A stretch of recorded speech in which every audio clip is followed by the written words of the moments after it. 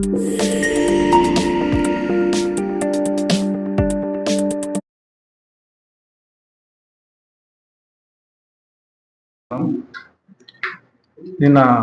ఉక్కుపురమైన గారు నా మీద నేను బీఫార్ అమ్ముకో అని చెప్పి ఒక ఆరోపణ చేశాను. అయ్యా ఉక్కుపురమైన గారు, నువ్వు పొద్దుటూరులో టీడీపీ ఇన్ఛార్జ్ ఉన్నప్పుడు నేను ఏ పార్టీ తరఫున నామినేషన్ వేయలేదు మున్సిపల్ ఎలక్షన్లో. కానీ నువ్వు నా పైన తక్కువ ఆరోపణలు చేసినావు. నువ్వు ఆరోపణను నిరూపించు, నేను ఎక్కడైనా డబ్బు తీసుకునేట్లు.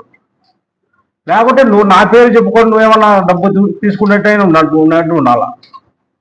ఎందుకంటే నేను 2014 తెలుగుదేశం పార్టీ కౌన్సిలర్గా గెలుపొందిన.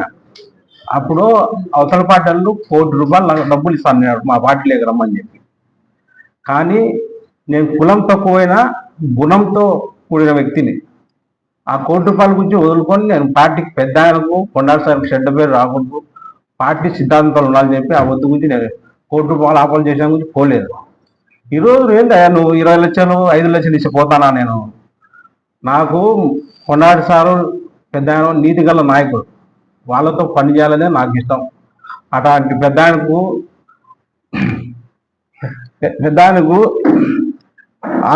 ప్రధాన పైన కానీ నా పైన కానీ ఆరోపణలు చేయడము పద్ధతి కాదు కోరుతున్నా.